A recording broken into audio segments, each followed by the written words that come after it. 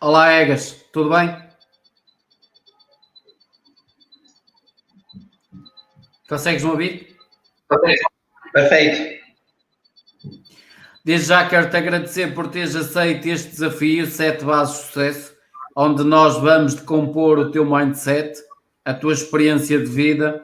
Vamos também explicar aqui às pessoas como é que esta live vai funcionar.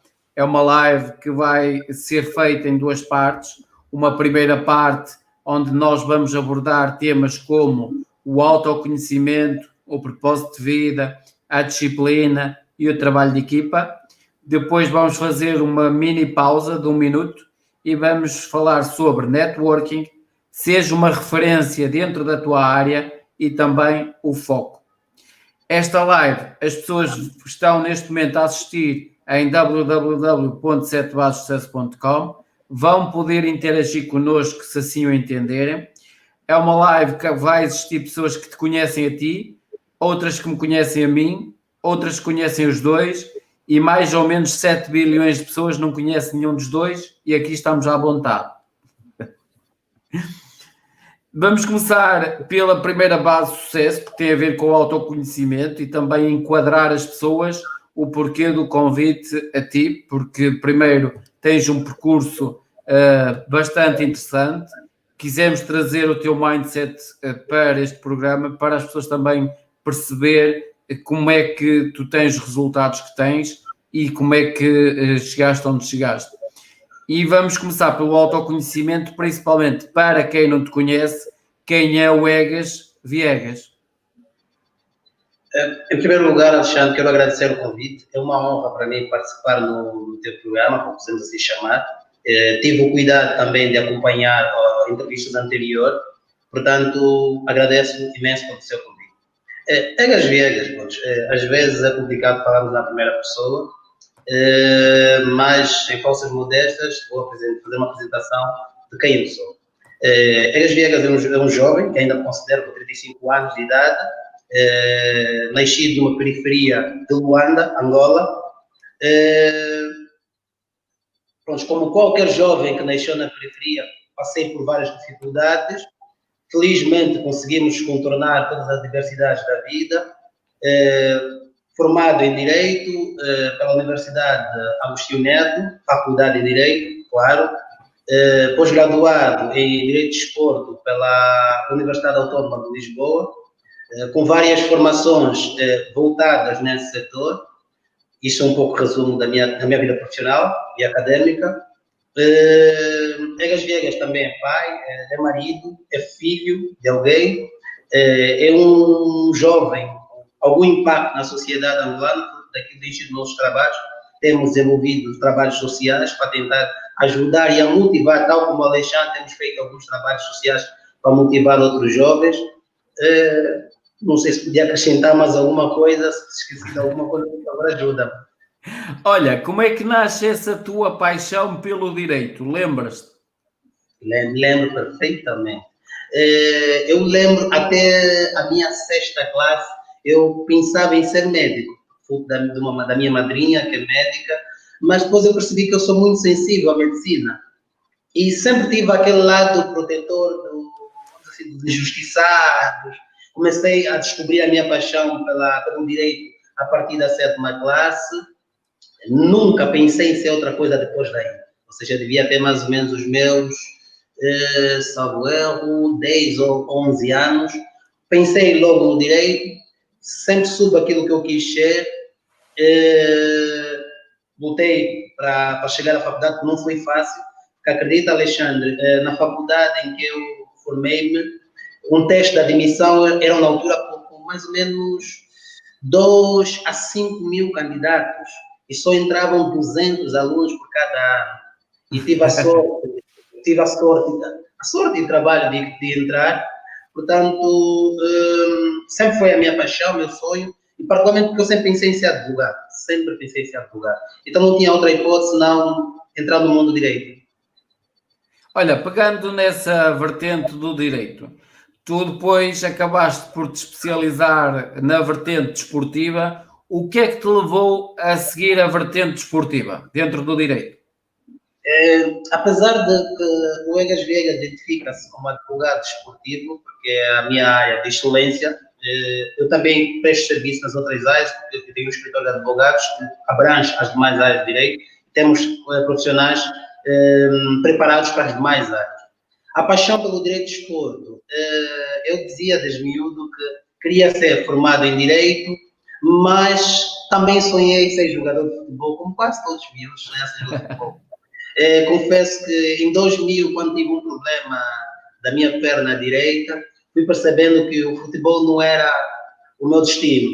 Mas eu sempre tive essa paixão por futebol, porque joguei em algumas equipas locais, não com tanta relevância, e quando percebi que não podia ser jogador, eu disse que eu vou tentar ajudar o desporto angolano. Portanto, e ali percebi que existia um ramo de direito, ainda nem sequer estava na faculdade de direito, mas eu percebi que havia um ramo de direito ligado ao desporto. Portanto, foi aí que comecei a desenhar o que eu seria exatamente como formado em direito. A paixão pelo direito de desporto nasceu fruto da minha prática desportiva e dedicação ao direito. Também, ainda em relação ao direito, tu quando acabaste o teu curso, era o que tu esperavas? Superou muito as tuas expectativas ou ficou muito aquém daquilo que imaginavas ao início? Alexandre, diferentemente de Portugal, Brasil, em que o direito de desporto está muito avançado, em Angola não. Em Angola há um vazio enorme até hoje. Né? Nós temos dado passos, peço desculpas, no sentido de lançar o direito de desporto em Angola. E só aqui para adiantar, as minhas 3 obras sobre direito de desporto são as 3 primeiras de Angola. Uma, no caso, é em coautoria com o meu colega David Kinjica, que manda já um abraço. Portanto, eu quando comecei, penso que estava no 3º ano da faculdade, e eu dizia aos meus colegas, eu vou ser advogado desportivo. E eles diziam, tu vais passar fome, porque aqui direito de desporto não tem saída. Mas eu insisti, comecei a fazer o trabalho de casa, fui para o Ministério do Desporto, fui para algumas federações para saber o que eles já tinham. Porque nós pensamos sempre, existiam sempre pessoas antes de nós, e eu quero acreditar que essas pessoas já trabalhavam, faziam alguma coisa. Mas quase que nós encontramos um vazio. Desculpa. Encontramos um vazio. Posto isso, ao terminar o curso de Direito em 2013, comecei a andar, sabia que era necessário concluir o meu estágio de advogado para ter mais base. Depois iria buscar mais formações nessa especialidade. Mas também na altura não tinha muita disponibilidade financeira para andar pelo mundo como hoje em dia consigo andar. Então fui aproveitando, fazendo o autoestudo, de forma que eu pudesse absorver também mais informações sobre outras realidades. Eu, para além de escrever sobre direito de desporto, desde miúdo sempre tive a paixão pela escrita. Eu escrevia romances, arriscava-me, eu digo que um dia vou lançar os meus livros sobre romance. Portanto, eu sinto que tenho isso dentro de mim. E aí fui me preparando, durante 2, 3 anos, fui escrevendo obras, pensando no direito de desporto para Angola. E isso facilitou-me porque eu não conhecia muito a realidade portuguesa e brasileira. E eu digo, às vezes, para nós podermos escrever bem, chegamos, tocamos a alma das pessoas, nós temos de nos fechar um pouquinho das influências. Porque quando eu vou ler o livro, por exemplo, do Alexandre, aquilo guia-me automaticamente para onde eu tenho de chegar. Mas se eu não absorver muito do Alexandre, eu consigo ter as minhas próprias ideias. E eu defendo que, quando eu estou a escrever algo, eu tenho que sentir a sociedade, ou seja, são os fenômenos sociais que eu tenho que me inspirar para poder escrever e se inspirar outras pessoas. E tenho feito isso. E eu fiz isso durante 2 anos. Em 2017, lanço a minha primeira obra, Contrato de Trabalho Desportivo. Digo assim, uma obra no vazio, porque nós não tínhamos nada. Mas eu já tinha muita experiência do fórum, particularmente do ramo de direito do trabalho. Facilitou-me, fui unindo um útil ao agradável, percebi que havia muita dificuldade no setor desportivo em Angola, em que as pessoas tinham dificuldade até em formar ou conceber um contrato de trabalho desportivo. Eu antes dessa obra, já tinha pronta a jurisdição desportiva, porque também tinha experiência do fórum em Angola. Eu percebi que não vale a pena lançar a jurisdição desportiva, porque qual é o maior problema? O que é que tem criado tantos conflitos laborais desportivos? É a falta de organização administrativa dos nossos clubes, é a dificuldade da formação dos contratos. Então eu percebi que precisava ajudar os agentes esportivos com um contrato de trabalho desportivo. Então, daí surgiu a primeira obra e dali o bicho pegou e nunca mais parava. Olha, que dicas é que tu davas às pessoas que hoje em dia, quer em Angola, quer em Portugal, estão a pensar seguir o direito? Que dicas é que tu lhes darias? Olha, eu hoje conheço melhor a realidade portuguesa e brasileira. Eu tenho, além das formações que fiz nestes 2 países, fiz parte de alguns eventos, conferências, congressos, e eu digo que são mercados muito mais difíceis que o angolano. O angolano não há tanta concorrência ainda. Está o Egas Viegas, está mais um outro colega que tem feito estudos, ainda não há muito. Mas, pronto, felizmente, nós temos um país, eu chamo um país, ainda uma criança, Angola, são 45 anos que vamos completar agora. Há muitos ramos de direito por descobrir, e eu lembro que tive uma professora, que é a doutora Josefa Neto, a quem eu tenho muita estima. Ela dizia, precisamos de outros especialistas, estamos cheios de penalistas, civilistas, precisamos de outros especialistas que pensem em outros setores sociais. E quando eu falei a ela na altura sobre direitos esportivos, disse, vai em frente, é possível. Ela dizia, precisamos de especialistas na comunicação social. Nós em Angola, a nível de direito, temos muitas áreas que não são exploradas. Portanto, o desafio que o Egas Viegas assumiu em Angola, eu penso que são bem-vindos outros pensadores, e eu acho que o que eu comecei não pode morrer comigo. Ou seja, essa luta do Egas Viegas de tentar ajudar a organizar a sociedade esportiva não pode acabar no Egas Viegas. Eu vou ficar feliz quando surgirem 10, 20, 30 pensadores de direito de esporte angolano. Porque às vezes importar pensadores é que eles não entendem a sociedade, a consciência social desse povo. Portanto, para quem vem para Angola, são sempre bem-vindos. Para quem está no exterior é jovem, eu conheço um pouquinho a realidade portuguesa, e eu digo às vezes o mercado português é muito competitivo. Há muitos juristas de qualidade e nós angolanos bebemos muito em Portugal. Portanto, para os jovens portugueses, eu às vezes eu tive alguns colegas que somos amigos até hoje, ganhei na ULA, eu digo a eles, mas por que tu estás num outro escritório e não abres o teu? Eles diziam, aqui não temos muita saída, ou tu juntas aos grandes ou tu morres na praia. E eu percebi que, uau, aqui é duro. Mas pronto, eu não desisti, eu não se pode desistir. Olha, Egas, ao longo da tua vida existiram momentos de autodescoberta que tu possas partilhar connosco? Surgiram, são muitas histórias. Eu vou lhe ser sincero, foi mais ou menos em 2011, eu tive dificuldades pessoais, né? Eu hoje uso isso para estimular outros jovens a lutarem. Eu lembro que neste ano até foi um ano triste para mim na faculdade, não tive sucesso, porque eu fiz parte de alguns programas de recrutamento de jovens, por algumas injustiças, que eu já não gosto de falar, não fui admitido, mas eu investi tudo que eu tinha naquela altura para fazer parte dessas equipas e não fiz parte. Aquilo causou-me um desespero total, que eu depois não consegui dar seguimento ao estudo nesse ano, fui tendo resultados negativos.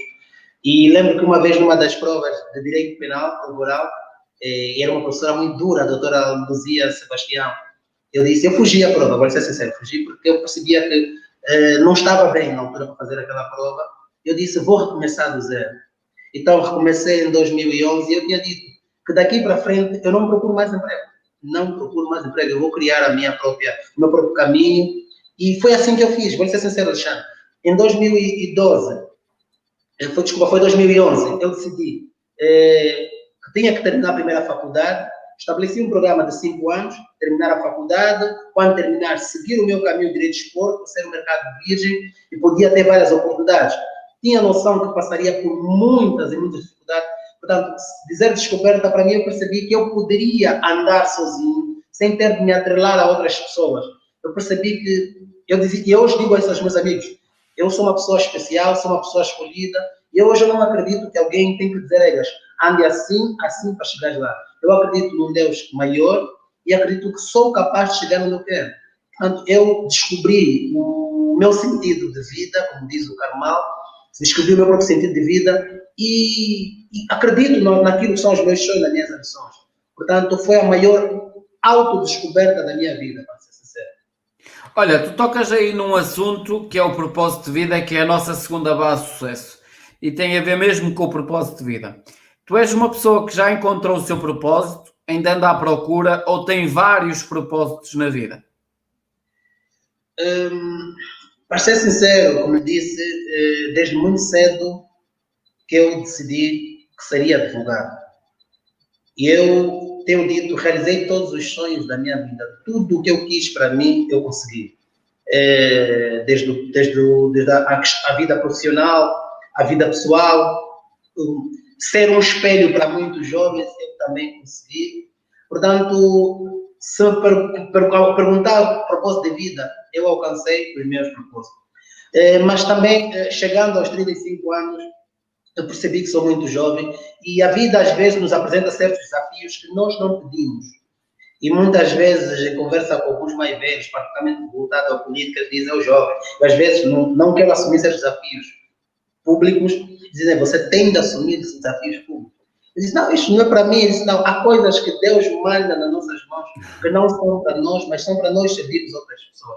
E hoje eu percebo que, se calhar, o propósito de vida atualmente é também servir outras pessoas. Eu penso que de nada vale o nosso trabalho, de nada vale tanta conquista, se nós não pudermos partilhar com outras pessoas. Portanto, o que eu consegui foi a sociedade, foi a vida que me deu. Então, eu tenho que retribuir tudo isso a muitas outras pessoas. Portanto, eu quero mais é que mais pessoas brilhem, mais pessoas tenham sucesso na vida pessoal, profissional. Se calhar, daqui para frente, o meu propósito é esse. O que vier, se for a vontade de Deus, eu vou receber. E, como sempre, quando eu assumo um desafio, Alexandre, eu não gosto de perder. Se eu assumir um desafio, eu vou até o fim, até vencer. Eu não desisto mais, não desisto. Olha, Egas, a próxima questão que eu te vou colocar visa ajudar algumas pessoas que estão a passar uma dificuldade que tu já passaste, tu já superaste, tu tomaste uma consciência e com algumas dicas estas pessoas também possam elas tentar superar o momento atual delas. A questão que eu te vou colocar nunca tem como objetivo colocar os meus convidados numa situação delicada, por isso é que eu digo algo passado, superado e ultrapassado. Qual foi o momento mais difícil da tua vida que te fez crescer? E qual foi a tomada de consciência desse momento? Que dicas é que tu deixavas às pessoas que estão a passar por isso neste momento?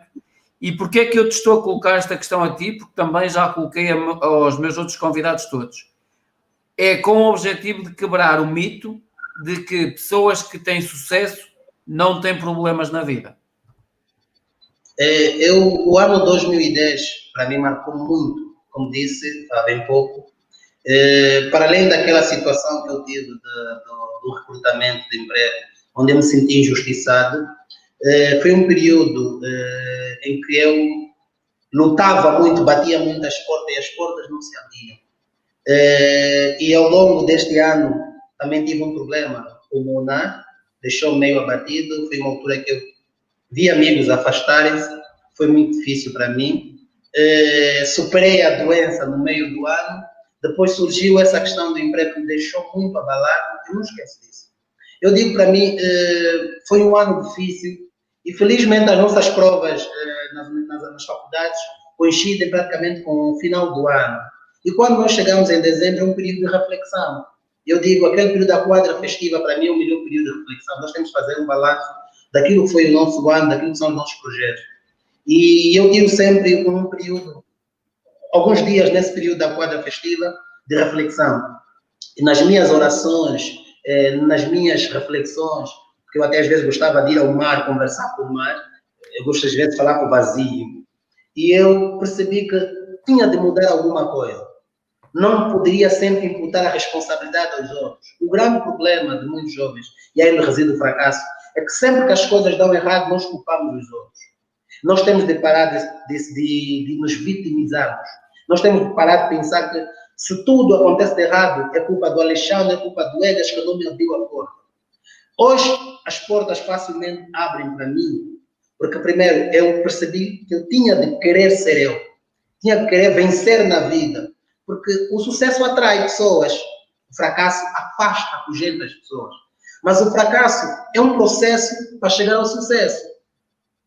Isso eu digo sempre, todos os dias aos jovens. Aquele período difícil da minha vida, a primeira coisa que eu fiz é parar de responsabilizar os outros. Eu aceitei que estava num período frágil da minha vida e pensei, vamos mudar. Como é que poderíamos mudar? A metodologia de estudo, a metodologia de buscar empregos. Primeiro, nos qualificarmos tecnicamente. O país, naquela altura, exigia muitos quadros qualificados. E agora também, mas naquela altura exigia muito mais. Portanto, eu percebi que eu era o responsável das dificuldades que eu passava. Portanto, eu aceitei a minha culpa e foi aí onde eu aprendi a caminhar. Foram 2 anos. Eu saí de 2010, 2011, 2012, 2013. Eu consegui concluir o meu curso superior. Eu já sabia exatamente o que eu seria hoje. E vou-lhe ser sincero, quando nós terminamos a faculdade aqui em Angola, todo mundo procura uma oportunidade de emprego. E ir para o Estado, porque o Estado angolano acaba por ser o maior empregador ainda no nosso país.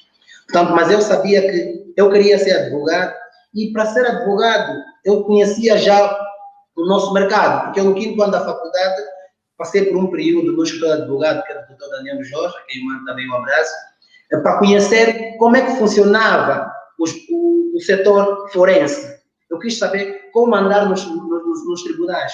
Então eu andava como funcionário de escritório. Tão logo terminei o curso superior, Alexandre, surgiram oportunidades de emprego, até mesmo estágio de advogado, mas eu sabia que tipo de estágio eu deveria fazer para conseguir a minha autoindependência. Então, muitos angolanos, muitos jovens, têm dificuldade em se ingrar porque acreditam que a única forma de vencer na vida é estar atrelado a alguém que supostamente já venceu. E eu digo supostamente por quê? Porque muita gente vende a falsa ideia de sucesso. E muitos são mais velhos que venceram ou conquistaram o seu poder financeiro estando atrelado ao Estado, mas passavam a imagem aos jovens que venceram no setor privado. E eu fiz um diagnóstico geral de qual é o caminho que eu devia seguir, sem invejar ninguém, sem menosprezar as formas que os outros conseguiram para vencer na vida. Identifiquei o meu próprio caminho, os meus propósitos de vida e quais são as metodologias para seguir na vida. Aceitei as dificuldades de um estágio durante quase 18 meses, sem retribuição financeira. Foi difícil. Nós, diferentemente das grandes cidades europeias, nós temos muitas dificuldades em transportes coletivos, particularmente os públicos. Nós temos dificuldade. Imagina um advogado num país tropical, 32 graus, andar de fatos, sobe e desce nos táxis, nos transportes públicos. Se eu disser táxi, o Alexandre vai pensar que são aqueles nossos táxis de Lisboa, os pequenos privados. Não. São os transportes públicos com mais de 10, 20 pessoas. E o senhor doutor vai para o tribunal consultar os seus processos. É difícil nesse nosso clima. Mas eu sabia que eu tinha de passar por toda essa adversidade para ter a estrutura que eu tenho hoje. Olha, que legado é que tu gostarias de deixar dentro do direito? Vou-lhe ser sincero. Sem falsas modestas, eu já tenho deixado a minha contribuição. São 3 livros de Direito de Desporto, escrito para Angola e para angolanos. Eu, às vezes, digo que o que eu tinha de dar para Angola, eu já dei. Eu hoje, como profissional, também quero conquistar outros mercados. Não é por acaso que tenho feito formações em Portugal, no Brasil, tenho feito outros artigos também em Barcelona, Parlamento, né? Espanha, no caso, e vou no sentido de aperfeiçoar-me, crescendo como profissional. O maior legado que eu podia dar, como um apaixonado em direito de desporto, estudioso, digamos que o primeiro com obras escritas, é que surjam outros profissionais do direito de desporto. Está a surgir uma nova geração de juristas e eu tenho recebido várias solicitações destes juristas. Eu vou orientando, nem todos eu posso receber no meu escritório, não cabem todos aqui, mas eu gostava muito que aquilo que nós começamos hoje pudesse crescer muito. Por exemplo, nós não temos tribunal desportivo na especialidade, nós não temos ainda um Ministério do Desporto mais atuante. Portanto, nós temos feito o trabalho, tanto nas entrevistas, palestras, de sensibilizar as pessoas. Hoje, os nossos desportistas já têm a cultura de solicitar um advogado quando tem um problema. Noutrora era impossível. Hoje, nós, dirigentes esportivos, já conseguem perceber que é possível, sim, o atleta socorrer-se de um profissional de direito. Noutrora não era possível, eles não permitiam. Portanto, eu sinto que as pessoas já estão a entender. Depois de lançarmos a obra Contra Trabalho Esportivo em 2017, nós conseguimos pressionar o titular do Poder Executivo e conseguimos um regulamento laboral, no caso é uma legislação laboral desportiva, em Angola. É a primeira que surgiu em 2017. Eu sinto que é a nossa grande contribuição. Temos trabalhado muito na proteção social dos desportistas. Atualmente temos feito pressão junto do Instituto Nacional de Segurança Social, particularmente eu sou diretor-geral, que é o Dr. Anselmo Monteiro. Ele garantiu-nos que, não vou dizer aqui o prazo que ele nos apresentou, garantimos que vamos conseguir a proteção social dos desportistas. E se ele tiver a acompanhar, eu aperto o senhor diretor para que consigamos tornar isso uma realidade. Na verdade, terão legados, às vezes nós não falamos sobre isso publicamente, as pessoas não têm noção do que está a fazer nos bastidores, mas há muita coisa que ainda vamos deixar. Mas o meu maior sonho é que consigamos lançar mais jovens, mais pensadores no direito do desporto. Olha, para finalizar este ponto do propósito de vida, fala-nos um bocadinho das tuas 3 obras. Contrato de trabalho desportivo, como disse, surgiu na necessidade de ajudar a comunidade desportiva, primeiro, a conceber um contrato de trabalho desportivo. Havia muita dificuldade, particularmente, muitos não sabiam o que é uma cláusula penal, por exemplo, num contrato de trabalho desportivo. Nós tínhamos que explicar a eles o que é uma cláusula penal, como é que ela se reverte, quando é que ela se chama cláusula penal compensatória. Tivemos que falar, é uma questão muito sensível, porque Alexandre, o Egas é um jovem, e eu costumo dizer, eu sou africano, nós aqui crescemos que devemos olhar sim para os nossos mais velhos, com respeito, e não é fácil chegar, por exemplo, a um dirigente esportivo, com uma certa idade, e dizer, meu senhor dirigente, está errado esse modelo, vamos mudar para esse. E ele às vezes olha para si, esse jovem é mato que sabe muito. Então tem de haver também um pouquinho de sensibilidade do nosso lado ao dirigirmos a essas pessoas. Mas nós conseguimos vencer. Acredita que no meu primeiro lançamento nós tivemos cerca de 210 pessoas. Salvo eu, foi num hotel. Houve muita adesão da nossa comunidade jurídica, desportiva. A segunda obra, com o Dr. Pinjica, nós tivemos quase 240 pessoas numa sala enorme. É uma obra que chegou. Depois daí foram surgindo vários convites. A segunda obra foi um pouquinho maior. A minha primeira obra, Contrato de Trabalho Desportivo, deixa que diga, ela tem apenas 100 páginas. E quando eu estive em Portugal, numa das minhas aulas, um dos nossos professores, salvo eu, foi o mestre mesmo, ou o mestre, ou o relógio, o Luís Relógio. O Alexandre Mestre. Sim, o Alexandre Mestre. Portanto, já fui aqui convidado. Ok, um abraço, professor. E na altura, acho que um deles depois questionou, essa obra, 100 páginas, não é uma obra científica. Eu disse, professor, nós tive a necessidade de fazer uma obra muito reduzida, que era para informar, porque não basta às vezes fazer uma obra de 200 páginas, vai criar dificuldade para o leitor, não convida. Eu tenho uma sociedade, vivo numa sociedade em que as pessoas estão sempre em correrias. O nosso gestor desportivo, às vezes faz mais 4 coisas, tem mais 4 atividades. Então, o EGAS, enquanto estudioso de direito esportivo, tem de ter também sensibilidade. Desculpa. Viva! Tem de ter sensibilidade, obrigado. Tem de ter sensibilidade para entender o seu público. Uau! Porque vai valer a pena ter uma hora, depois não chega para o público-alvo. Então foram 100. Nós fomos crescendo em termos de página, porque as pessoas já conheciam o Egas Viegas, já recebiam o trabalho. Nessa altura fomos tendo muitas entrevistas nas rádios, televisões nacionais, e há uma multinacional, né, que também está aqui, praticamente é de origem sul-africana, que é a Supersport. Temos trabalhado muito com essa cadeia televisiva também. Depois surge aquela que eu chamo a obra revolucionária, que é a Introdução ao Direito de Esporte, a minha última obra, que é uma obra que nós conseguimos, na verdade devia ter sido a primeira. A sinopse da nossa obra, essa última obra, foi assinada pelo Dr. Luís Paulo Relógio, que foi meu professor também na ULA, e eu sempre agradeço a ele, porque teve uma atenção especial nesta obra, e eu sei que devo a ela ainda uma obra, esqueci de mandar. Portanto, foi uma obra que nós conseguimos, devia ser a primeira. Nós não fizemos a primeira, ela como primeira, de forma propositada, porque havia necessidade de ensinarmos as pessoas sobre direito de desporto de forma faseada. Quando chegamos na introdução do direito ao desporto, as pessoas já tinham mais noção do que é isso. Já não era novidade. Portanto, nós precisamos apresentar as bases do direito de desporto, trazemos a realidade portuguesa, o que se pensa do direito de desporto em Portugal, trazemos a realidade brasileira, trazemos a realidade italiana, francesa, e tentamos também criar a nossa própria consciência social do direito de desporto. Eu costumo dizer, eu amo essa obra, porque conseguimos levar ela para metade do país. Nós temos 18 províncias. Após lançar em Luanda, acabei por viajar por mais de 10 ou 11 províncias. Em Luanda, eu fiz, na altura, 6 palestras.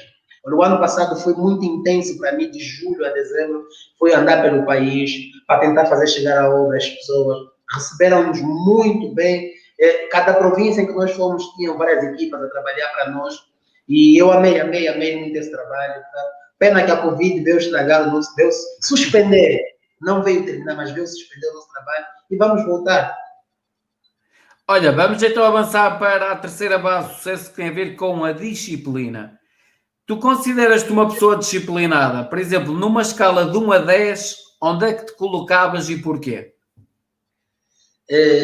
Há uma frase do Will Smith que eu gosto muito. Ele diz que ele é doente por trabalho duro. Eu acho que eu sou essa pessoa. Eu costumo dizer que eu não troco o trabalho por nada nesta vida. Quem me conhece sabe que eu sou uma pessoa muito disciplinada. Alexandre, nós marcamos para as 5h50 de Lisboa, 6h50 de Angola, e eu já estava no meu escritório 1 hora antes. Porque eu sinto que, eu digo sempre, se eu chegar em cima da hora, estou atrasado. Eu tenho de chegar pelo menos 30 minutos de antecedência em qualquer compromisso. E eu sou uma pessoa tão organizada, Alexandre, que eu às vezes digo, eu praticamente só devo ter para aí 5 horas de sono. Porque eu estou a dormir, eu estou a pensar sempre no dia seguinte. Tudo que eu conquistei até hoje, Alexandre, eu digo assim, eu já esqueci. Eu já esqueci o que eu conquistei. Estou a pensar no próximo passo.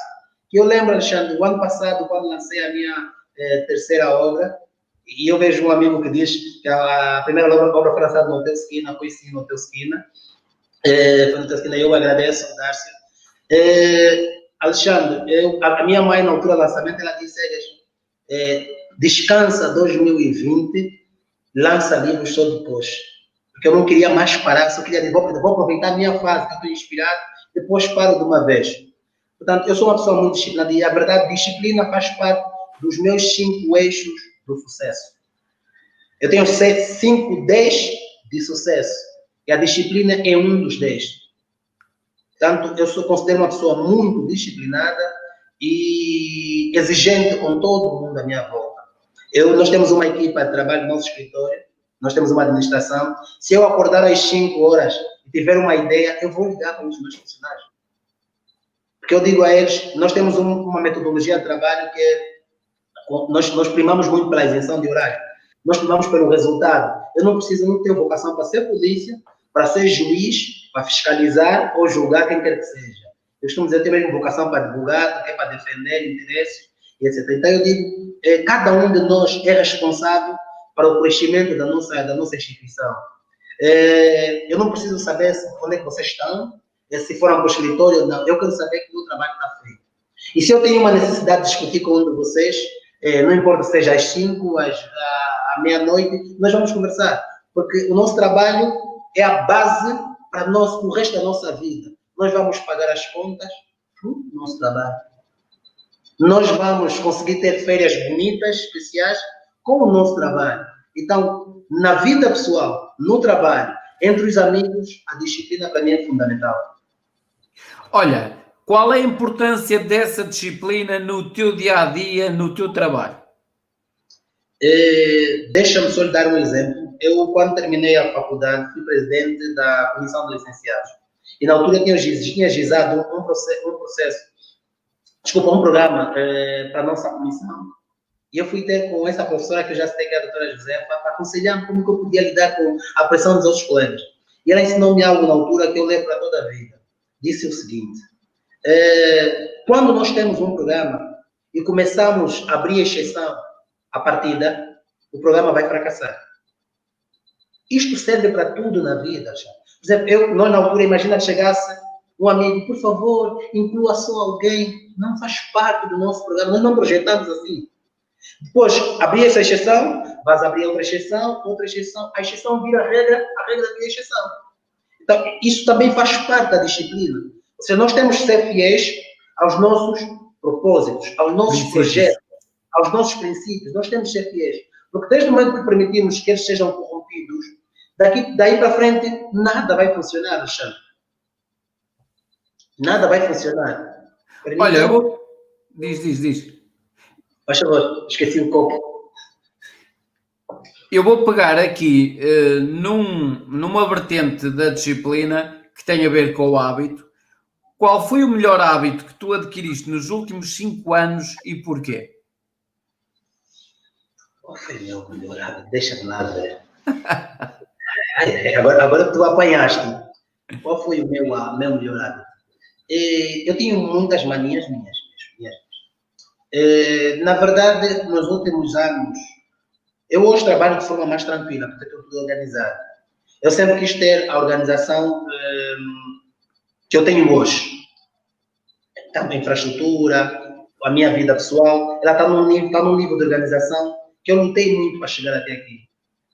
Para isso, eu tive que criar, como disseste muito bem, hábitos novos. Ou seja, eu fiz um programa de 5 anos, assim que terminei a faculdade, renovei o programa anterior, fiz um programa de 5 anos. Onde é que eu quero estar daqui a 5 anos? Eu me perguntei isso. Como é que eu tenho que fazer para chegar lá onde eu quero estar daqui a 5 anos? Eu não consumo bebidas alcoólicas, eu não fumo, não perco noites. E eu, nada contra quem o faz, cada um tem os seus gostos. Mas eu sabia que a primeira coisa que eu tinha de afastar de mim é a distração. Tudo aquilo que corrompe os meus projetos, eu aparto de mim. Se calhar é um hábito novo. Portanto, antes de terminar o meu curso superior, eu entrar para esse mundo, eu vivia a vida acadêmica, profissional, mas aproveitava alguns prazeres da vida. Depois de um tempo, eu percebi que não fazia sentido. Não fazia sentido. Então, eu tinha que andar de forma disciplinada para chegar onde eu estou. Portanto, se falarmos de hábitos, eu tenho tantos hábitos meus que às vezes eu me distraio. Eles vão sair. Eu vou sair. Como diz Alexandre, quando eu estiver em Lisboa e aqui fosse já o convite. Estás em Lisboa, Alexandre? Porto. Porto, é por acaso. A francesinha. Convida-me para comer a francesinha. Com saudade. É muito bom, é muito bom. Eu digo sempre, Alexandre, quando nós queremos vencer na vida, nós temos de mudar certos maus hábitos. E eu, enquanto jovem, nós vivemos numa cidade festiva, uma cidade boa, Luanda é muito atrativa. Se tu se distrais um pouco, você perde o norte da sua vida. Portanto, eu tive que me disciplinar, até porque eu vim de uma zona periférica, em que a festa, futebol, o desporto, lá é regra. Por isso é que eu uso o título Filho do Rangel, como uma forma de dizer de onde eu venho, é possível também sair outras pessoas, não só jogadores, músicos, mas também é possível sair pensadores. Então, o tal título Filho do Rangel é mesmo para dizer, eu represento outros jovens do Rangel que fazem outras coisas que não só o termo que usa-se muito em Angola, a boa vida. A boa vida são as festas e etc. Então, tive que mudar os meus hábitos todos para me tornar nessa pessoa disciplinada. E são vários hábitos, eu tenho muitas manias, nem sei se vou conseguir descrevê-las todas. Olha, e que hábito é que tu gostarias de adquirir no próximo ano que tu não tens? Olha, eu ensino sempre às pessoas que a paciência é uma grande virtude, mas eu não sei esperar. Não sei esperar. Eu aprendi com um chefe que eu tive numa instituição. Ele dizia: os projetos, os nossos programas são para ser feitos ontem, não hoje nem amanhã. Porque quando nós temos, vou fazer depois, nunca fazes. Então, eu me tornei impaciente porque eu gosto de ver as minhas coisas feitas já. Não gosto de deixar nada para depois, Alexandre. Então, e infelizmente eu que dizia sempre às pessoas que a paciência é uma grande virtude, os meus colegas da faculdade devem lembrar. Hoje eu me tornei um pouco impaciente, eu sou um pouco ansioso, se calhar devo trabalhar melhor isto, mas eu gosto de ver as minhas coisas na profissão. Eu sou daqueles, por mais que eu tenha a minha equipa para fazer as coisas, eu estou sempre lá a fiscalizar. Será que está? Será que está? Para ter certeza que as coisas vão sair de forma perfeita. Se calhar um hábito, para dizer, um defeito que eu tenho, é querer as coisas, digo defeito porque para aqui as pessoas às vezes gostam das coisas de forma calma, e eu não gosto. Dás-me uma missão agora, Alexandre, eu vou fazer isso ontem, eu não vou fazer isso amanhã. E eu tenho dificuldade, porque sou impaciente, as pessoas que querem deixar as coisas para depois.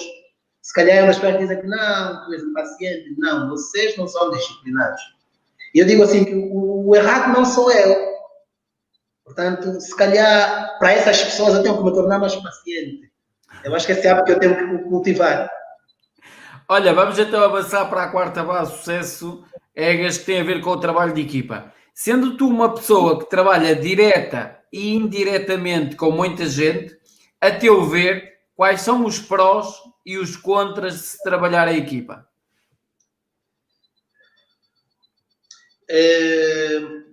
Eu aprendi nos últimos tempos que o primeiro critério para contratarmos alguém para fazer parte da nossa equipa é o caráter. Porque o caráter ou se tem, ou se tem. Porque não tem, não tem mesmo. Já a competência adquire-se.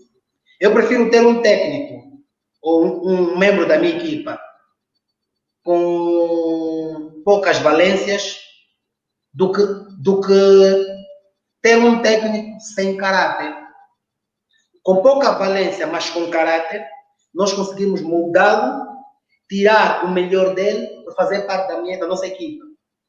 E eu digo sempre isso. Os grandes gestores são aqueles que sabem tirar mais valias dos seus.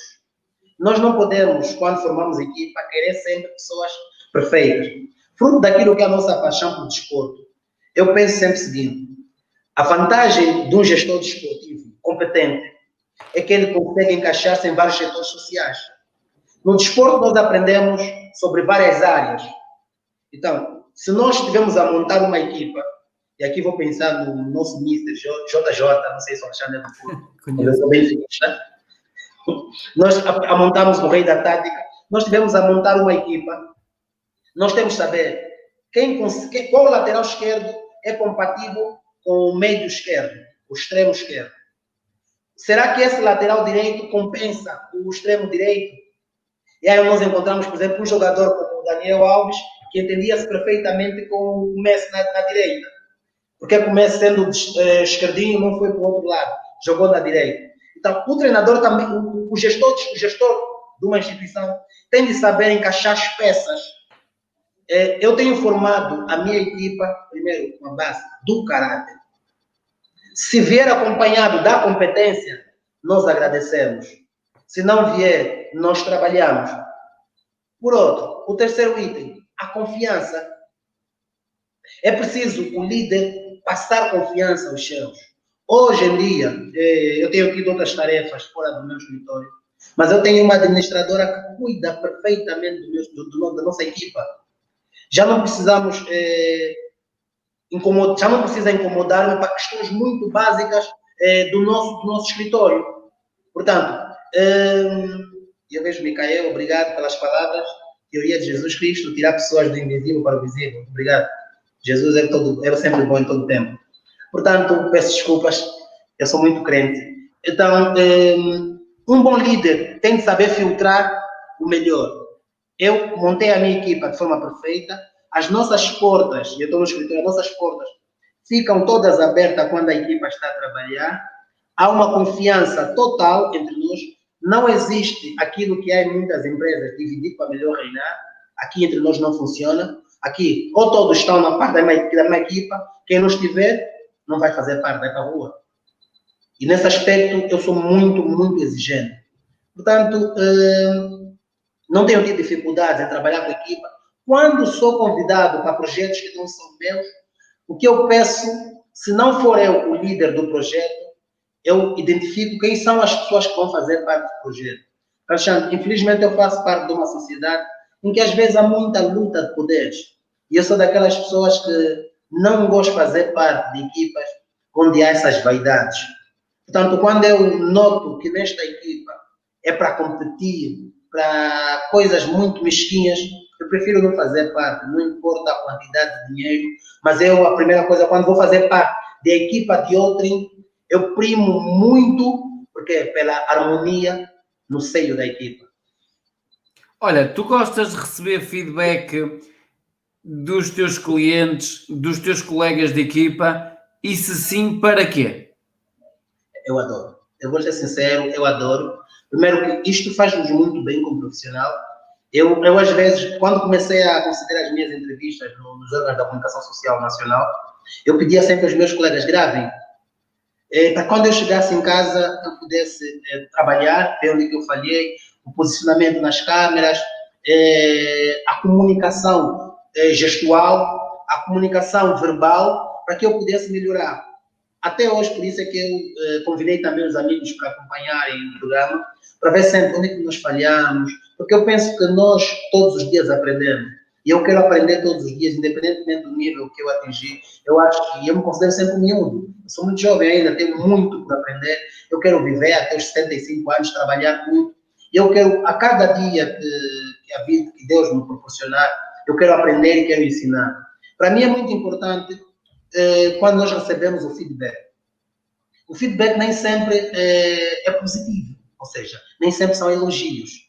Nós recebemos elogios, recebemos aquela crítica que pode ser construtiva, mas que às vezes dói por dentro. Mas nós temos que ter a capacidade de absorver a crítica e torná-la construtiva, mesmo que a mensagem do outro não foi construtiva.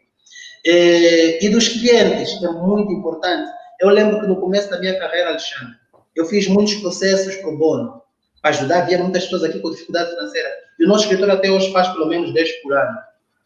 E na altura, quando nós tínhamos resultados positivos, né, eu tive muitos na altura, imagina, Alexandre, aquela pessoa que não tem, por exemplo, 100 euros para pagar para um processo, só tem a seguinte palavra: obrigado e que Deus te abençoe.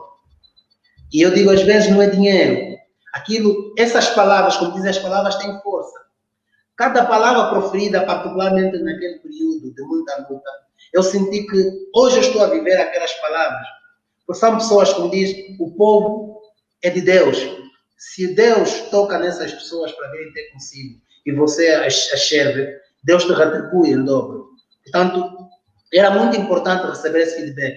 E a situação mais caricata que tem acontecido às vezes no nosso processo é o cliente da outra parte elogiar o teu trabalho. Nós temos de manter a compostura, o respeito ao outro colega, certo? Também temos normativos sobre ética e metodologia profissional. Nós temos de manter a nossa postura. Portanto, mas é muito interessante receber esse feedback do nosso trabalho e tem sido muito positivo, particularmente hoje em dia nas redes sociais. eu recebo muito feedback do nosso trabalho. A minha história de vida é conhecida por todos. Não há aqui invenção, o Egas não caiu de paraquedas, não foi feito por pessoas poderosas. Ele é mais um jovem sonhador que venceu na vida. Portanto, isso permite que os outros jovens acreditem. Por isso é que às vezes os jovens perguntam, mas, e aqui usamos o termo cota, como é que tu conseguiste? Então, como é que explicar naqueles mais novos, consegui assim, dizer qual o segredo do sucesso. E eu às vezes digo sempre, olha, não queira seguir os mesmos caminhos, porque depois cada um tem alguns hábitos, tem alguns segredos que não revelam. Portanto, eu pude ter vencido por esse caminho, mas não servir para ti. Mas todos podemos vencer. Então, tem sido uma experiência fantástica e eu nunca me escondo para poder passar o segredo às outras pessoas. Olha, vamos imaginar que a tua equipa continua a crescer e terias que recrutar novos elementos para trabalhar contigo. Que características é que estas pessoas têm que ter para trabalhar contigo e para que as coisas funcionem bem? Na verdade, Alexandre, nós já estamos a trabalhar a nossa equipa para crescer. Nós, se não fosse até a Covid, nós já teríamos alargado o nosso escritório para mais 4 províncias de Angola. Não fizemos por conta mesmo da Covid. E eu chamo sempre a atenção à nossa equipa, que temos de estar preparado para receber outros técnicos. Nós em janeiro vamos receber novos quadros e quem entra tem de encontrar uma filosofia de trabalho. Ou seja, eu aqui vou trazer novamente o exemplo do futebol. Uma equipa tem, por exemplo, vamos olhar o Barcelona na altura do tic-tac, sempre teve uma filosofia. Quem é contratado é para adaptar o sistema de jogo do tic-tac. Portanto, quem chega para aqui tem que saber qual é a filosofia de trabalho dessa instituição. Primeiro, nós não temos um horário normal de trabalho. Nós trabalhamos para o resultado. Se estiveres em casa, tens as condições de trabalho que nós fornecemos, você tem que fazer o trabalho. Por exemplo, o trabalhador que chega para a nossa estrutura está habituado, por exemplo, a chegar no escritório, às 8, 8h30 e sair às 17, 17h30. Mas nós aqui não trabalhamos assim. Nós podemos trabalhar hoje às 8 da noite, como podemos trabalhar no domingo de manhã. Porque nós somos prestadores de serviço, e eu costumo dizer, e quem se quer diferenciar no mercado como o nosso, não pode, enquanto prestador de serviço, acomodar-se. Eu não posso dizer a um cliente, por exemplo, com capacidade para pagar os nossos serviços, não, domingo nós não trabalhamos. Alexandre, o cliente vai para outra casa. Eu não posso me dar ao luxo, eu digo sempre isso. Eu não posso me dar ao luxo de dizer, olha, eu hoje estou com a minha família, não vou poder ir trabalhar. Não, senhor. Eu largo da minha casa meia-noite para ir trabalhar se você me pagar. E isso para mim é muito importante. Então, quem entra para a nossa equipa tem de estar preparado para isso. Então, quem vai entrar a partir do próximo ano deverá estar preparado para isso. Olha, a próxima questão que eu te vou colocar antes de irmos para intervalo, para um breve intervalo, é: quais são as maiores barbaridades que tu ouves na tua área de atuação? Sobre direito de desporto, eu vi assim alguém a dizer que as federações desportivas são instituições públicas. Aí, Alexandre, eu fico passando. Outra barbaridade, o Estado não pode intervir no futebol porque a FIFA aplica severas medidas. E eu tenho tido o trabalho de explicar todos os dias aos agentes esportivos. Não vamos confundir intervenção na gestão com fiscalização. Porque a FIFA nem sequer é um Estado. A FIFA é um ente privado e os Estados são soberanos. Alexandre, então vamos imaginar que o Infantino chega em Portugal e aplica medidas à Secretaria de Estado para a Juventude e Desporto. Nós estamos a brincar. Então, o Estado português é soberano. Então, tem sido difícil explicar isso às pessoas. Às vezes, quando vão para a sua organização social, o Estado não pode intervir. Mas, senhores, quem sustenta as federações em primeira instância é o Estado. As federações, antes de serem parceiros das organizações internacionais, são filhos dos Estados. Portanto, por isso é que eu disse, nós temos um trabalho enorme em explicar às pessoas o que é de facto o direito de desporto, a relevância das normas jurídicas públicas e privadas. Pois, o poder de ver de relação desportiva, à luz da nossa Constituição, é do Estado, não é do privado. O Estado depois, fruto daquilo que são as permissões, as pessoas legais, o Estado terceiriza ao privado. Portanto, para mim, são das maiores barbaridades que eu ouço. Podia dizer outras, mas os problemas no desporto angolano são essas. Olha, Egas, vamos fazer então um breve intervalo de cerca de 1 minuto e já voltamos. Até já. Deixa.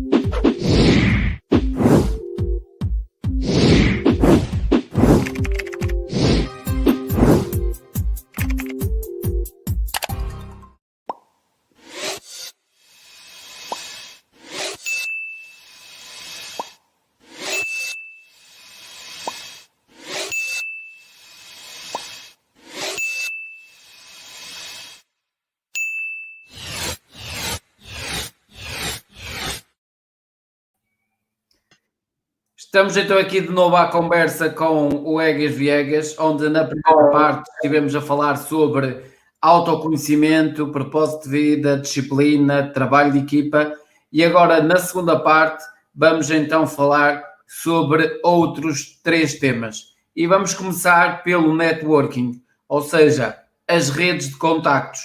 Qual é a importância das redes de contacto na tua área, enquanto advogado? Alexandre, eu tenho uma forma de estar na vida muito, digamos assim, a resposta que eu podia dar, mais terra a terra. Eu, como disse no princípio, eu sempre me considerei uma pessoa especial. E eu nunca gostei da ideia de ter que estar atrelado a outras pessoas. Eu não faço questão, vou ser sincero, não faço questão de estar ao lado de pessoas poderosas. Networking é isso. Não faço questão de estar ao lado de pessoas poderosas. Eu faço questão de estar ao lado de pessoas com caráter. Porque o poder não tem dono. Ou está com o Alexandre, amanhã está com o Egas e vai girando de mão em mão. Mas as boas relações pessoais são muito mais importantes para as boas relações profissionais. O meu colega escreveu um livro, o segundo livro da Proteção Social dos Esportistas, David Kijica, disse-me uma vez, no mundo dos negócios, antes um amigo na praça do que dinheiro na pasta.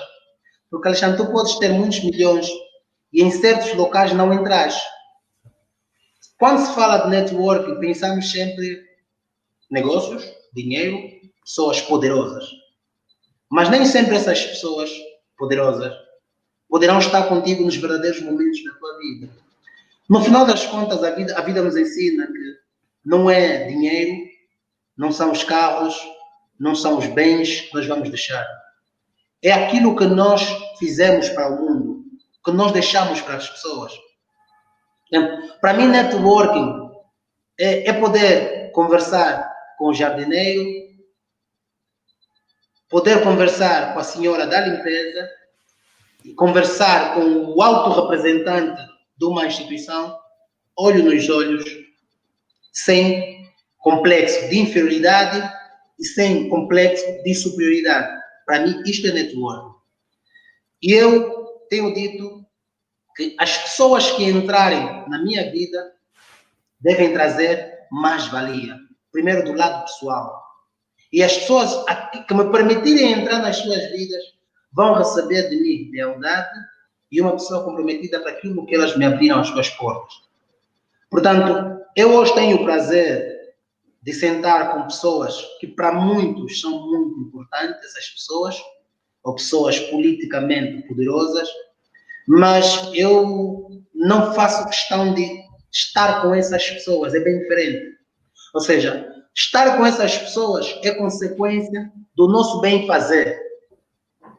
A minha rede de contato, quando alguém pergunta, são os meus amigos de sempre. São os meus amigos de sempre. Os da faculdade, os do bairro onde eu nasci, e aqueles que vão entrando na vida de forma normal. Porque quando eu vou para o trabalho, por exemplo, vou para uma instituição prestar um serviço, eu costumo dizer, eu vou para trabalhar. Se ganhar amigos, perfeito. Mas se não ganhar, paciência. Cada um faz o seu trabalho.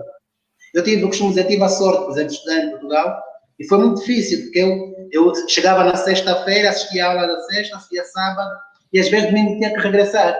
Fiz isso durante quase 3 meses. Depois comecei a ficar mais 15 dias, etc. Eu ganhei grandes amigos naquela turma, todos hoje somos amigos, o Adel, o nosso delegado, o Hugo, e a Sandra, falo com todos eles até hoje, e quando estou em Lisboa, sentamos sempre. Isto para dizer o quê? É network. Eu não podia apenas fazer amizade com eles se fossem grandes, vamos dizer assim, pessoas poderosas em Portugal. Porque, como lhe disse, o poder não tem dono, eles amanhã podem ser. Portanto, nós temos, eu acho que o maior poder nas relações é de estar em cada um. Eu tenho de entrar numa relação sabendo que eu sou poderoso do meu lado e você é do teu lado. E quando nos juntamos, não é porque o Alexandre, por exemplo, vai trazer X milhões e eu vou trazer X milhões. Isso para mim não é network. Eu tenho um conceito muito diferente de muita gente de network. Se me disserem que network é andar com pessoas poderosas financeiramente, para mim não é network. Para mim, networking é relacionar-se bem com todo mundo, independentemente do que essas pessoas nos podem dar financeiramente. E é assim que eu vivo a minha vida. Infelizmente, as pessoas poderosas às vezes cruzam o meu caminho sem eu pedir. E mesmo quando às vezes me oferecem certas oportunidades, quando eu noto que aquilo vai corromper os meus princípios, os meus sonhos, eu digo que não quero isso. As pessoas perguntam, mas você não quer isso, porque todo jovem quer. Eu não quero, eu quero ser feliz, quero ser humano. Porque às vezes, quando nós almejamos certos sítios que não conhecemos, nós perdemos a nossa identidade. E é uma coisa que eu primo muito, é ser aquilo que eu acredito que eu sou. O resto não pertence a mim. E se eu digo, Alexandre, chegamos a uma fase da vida que nós percebemos que o que nos deve mover não é dinheiro. O que deve nos mover são os nossos sonhos, é aquilo que nós fizemos na vida das pessoas. E é isso que eu acredito, porque o Alexandre pode servir. Servir. O meu amigo pode ter X mil milhões, mas todos vamos vir no buraco, como agora dissemos aqui. Vamos ir no mesmo buraco. Portanto, a vida não é de quanta gente faz, é não é de quanta gente faz, é de quanto a gente faz aqui, quanto a gente toca nas pessoas. Olha, o meu amigo Micael acabou de dar uma ajuda, elegância nos relacionamentos interpessoais. E nós falamos muito sobre isso. Olha, ainda dentro do networking, sendo tu alguém que tem algum mediatismo e porque também trabalha com um mundo que é mediático, que é o mundo de futebol, quais são os principais cuidados que tu tens quando alguém se quer agregar às tuas redes de contactos? Praticamente vou ser um pouquinho repetitivo, porque acho que fui exaustivo e acabei por adiantar um pouquinho essas respostas. O que eu posso reiterar é o seguinte: eu tenho medo, e digo assim de forma clara, eu tenho medo da maldade das pessoas. Porque quando nós permitimos que as pessoas se relacionem conosco pelo que nós os podemos proporcionar, nós estamos a criar um ambiente propício para a maldade das pessoas. Quando o miúdo do meu pai ensinou-me, meu pai é o meu ídolo, ele ensinou-me que tudo aquilo que tu conquistares por conta do dinheiro, você vai perder por falta de dinheiro. Amor, amizade, poder, respeito não se compram, não se vendem, conquistam-se. Portanto, quando alguém se aproxima-se a mim, eu tenho que ter noção, tentar conhecer um pouquinho o que é que esta pessoa é de fato. Será que essa pessoa trata as outras pessoas na mesma proporção do respeito como trata a mim porque tem interesse? Isto é muito importante. Não me pode chegar um milionário e achar que eu tenho de andar com ele simplesmente porque ele é milionário. Não pode chegar um pobre e achar que tem de andar comigo simplesmente porque ele é pobre. Não. Eu hoje não faço questão de ter muitos amigos. Eu costumo dizer, os meus amigos eu conquistei. Agora, há aqueles amigos que vão surgindo por aquelas surpresas agradáveis da vida e nós vamos agregar, sim. Tanto nas relações pessoais, afetivas, já passou essa fase, as relações profissionais, eu primo muito pelo caráter das pessoas. E às vezes meus amigos dizem, você é o mágico, porque eu digo, eu tenho assim uma sensibilidade para entender o espírito da outra pessoa, ou seja, eu digo que eu sou espiritualista e eu consigo sentir às vezes a maldade das pessoas. Eu olho às vezes para uma pessoa e consigo perceber que esta pessoa é um portador de muita maldade. Portanto, eu sei quando devo me afastar e como devo me afastar. E pronto, e é assim que eu faço a minha vida. Tu achas que devemos ter cuidado na abordagem, na comunicação e na imagem quando estamos a fazer networking? Sim, é importante. Para aquelas pessoas que primam muito pelo networking, o tal networking dos poderosos. Já agora, deixa-me só contextualizar aqui uma situação. Porque o networking, há aqueles que só gostam de ganhar e há aqueles de win-win. E quando eu digo win-win, eu no meu livro até falo isso, que é o melhor networking que existe no mundo é o networking doador. É aquela pessoa que dá sem querer algo em troca. É aquela pessoa que facilmente liga alguém a outra pessoa sem interesse algum. Por exemplo, eu, por exemplo, eu trabalho com atletas e com treinadores de futebol também, mas também trabalho com parte corporativa. Se algum dia eu tenho um atleta ou um treinador que está com uma dificuldade numa determinada área, eu vou-me lembrar, dentro do meu leque de redes de contactos, quem é que eu vou recomendar. E isso não quer dizer que eu tenha interesse, porque eu não vou dizer à pessoa que eu vou recomendar, olha, atenção que eu vou-te mandar aí para alguém, mas eu quero alguma coisa em troca. Isso não é networking genuíno. Isso é alguém que só quer ganhar a parte dele e não olha para o interesse da outra pessoa. E é aqui que eu refiro o networking, criar redes sólidas sem pretender algo em troca. E na verdade, e aqui já fomos ao encontro daquilo que eu acabei por responder. Para mim, isto é que é networking. Ou seja, às vezes é mais dar do que esperar receber. E eu tenho dito às pessoas à minha volta, eu só espero que me paguem aquilo que eu mereço. Portanto, isto é aprender a dar sem esperar receber. E aquele tal network que eu defendia, que acho que tu qualificas como o sou win, né, que é o win, é daquelas pessoas que só associam-se a pessoas poderosas, a quem lhes vai trazer vantagens. Eu não sou apologista desse tipo de network. Eu sou apologista de um contato em que as relações pessoais também têm de estar salvaguardadas. Porque são nós não genuínas. Genuínas, que eu não posso fazer um network com alguém que eu não tenha o mínimo de sensibilidade pessoal. Porque depois as relações pessoais são muito importantes, quer dizer que geram a confiança. Tem que ter princípios e valores. O próprio mundo dos negócios requer confiança. Eu posso chegar a fazer um contrato com alguém importante, sem rubricar o papel. Porque a palavra nesse nível é muito mais importante que o escrito. Porque o papel escrito, eu também, quando incumprir, vais levar-me ao tribunal, vai levar o tempo que for necessário. Não sei se respondi à sua questão. Sim. Olha, vamos pegar agora numa sexta base, sucesso que tem a ver com autoridade / referência. Ou seja, não é autoridade de autoritarismo, mas sim de seres uma referência na tua área. Algum dia imaginaste chegar ao patamar que chegaste? Superaste muitas tuas expectativas? ou estás muito aquém daquilo que um dia imaginaste? Eu esperava alcançar muitas coisas, mas não esperava ter o impacto social que tenho com o meu trabalho. Que às vezes, quando eu vou para uma rádio, particularmente, o pessoal recebe como: uau, doutor Egas vem hoje. E tu olhas assim: uau, o trabalho chegou. Em tempos eu fui fazer compras num centro comercial e eu usava máscara por causa da Covid. E há uma jovem que passava: desculpa, eu não estou Egas Viegas? E eu olhei assim, eu digo para o Alexandre, digo: nós advogados, nós não somos estrelas.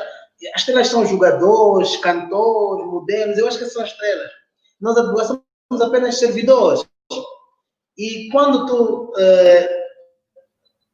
cruzas com alguém e a pessoa trata como se tu fosses uma estrela, tu assim: acho que o trabalho chegou nas pessoas.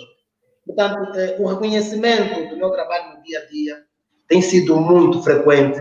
E eu, às vezes, no privado, com alguns amigos, eu gosto assim: você não me valoriza, eu sou uma pessoa famosa. Eu gosto assim no privado. Eu não me valorizo. Eu sou uma estrela, eu não valorizo. Mas, quando as pessoas nos recebem assim na rua, há sempre aquela... Por mais que aconteça várias vezes, eu fico impactado porque tenho noção que o meu trabalho não é para ser tornado uma estrela, mas o É o reconhecimento, reconhecimento.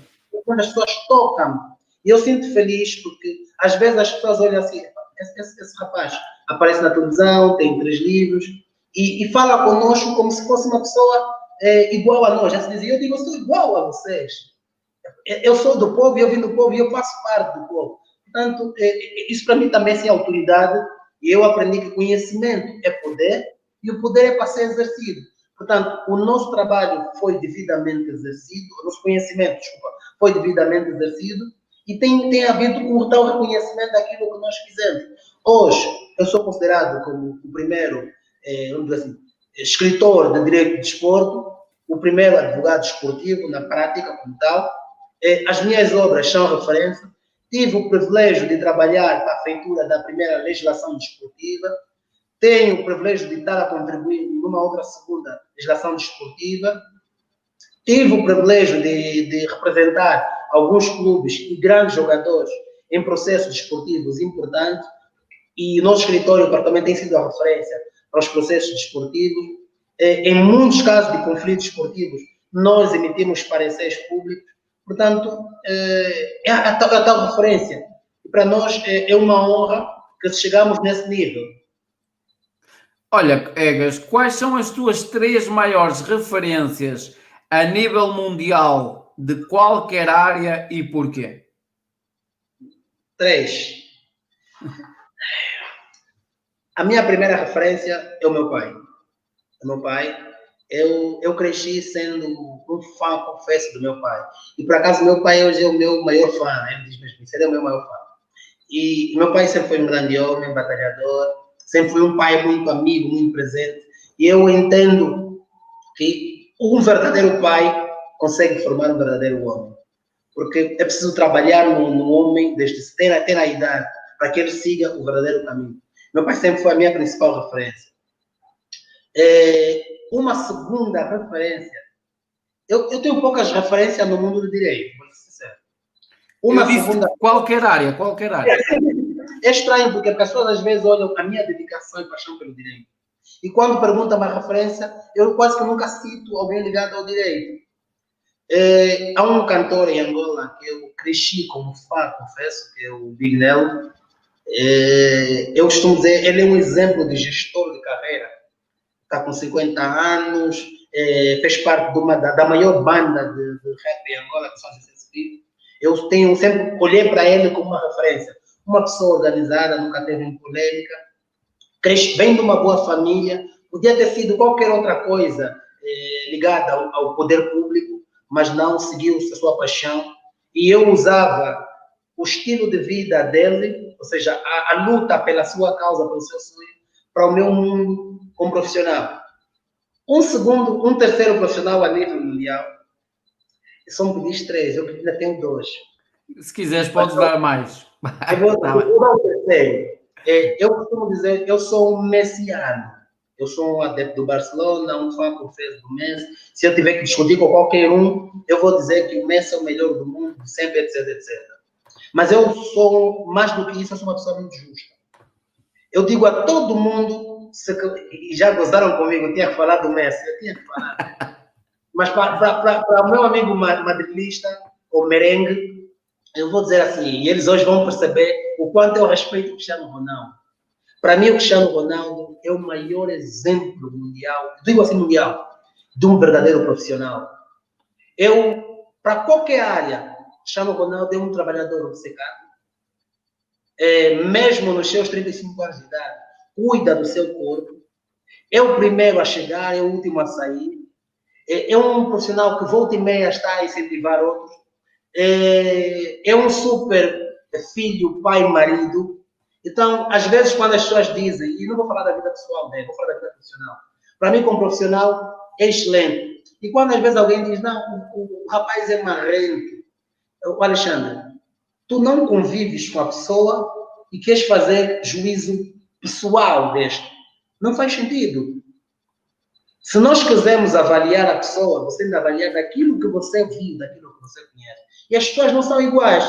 Então, quando eu tiver de avaliar o Cristiano Ronaldo, eu digo a mim mesmo todos os dias, eu gostava e quero continuar a ser um profissional com a dedicação, e aí vou falar dos meus 5 eixos, da devoção, dedicação, disciplina, determinação. O primeiro não citei ainda, que é Deus, tal como o Cristiano Ronaldo faz no seu trabalho. É visível isso.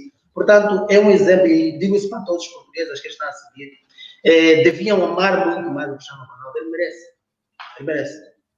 Olha, ao longo da tua vida tu tiveste mentores e se sim, o que é que eles te ensinaram? Eu tive mentores, não vou repetir mais do meu pai, porque foi um dos meus mentores.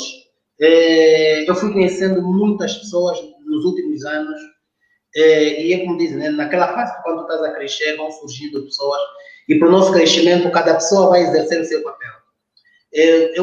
Quando entrei no mundo da advocacia, conheci o colega que escreveu comigo o segundo livro, já tinha muitos anos de estrada, que era o Dr. David Kinjica, ajudou-me muito, tenho um enorme respeito, estima e consideração por ele, e aí digo sempre isso nas minhas entrevistas, foi muito fundamental naquela fase do meu começo como advogado, foi um mentor, já tinha muita experiência na administração pública e na advocacia, passou base.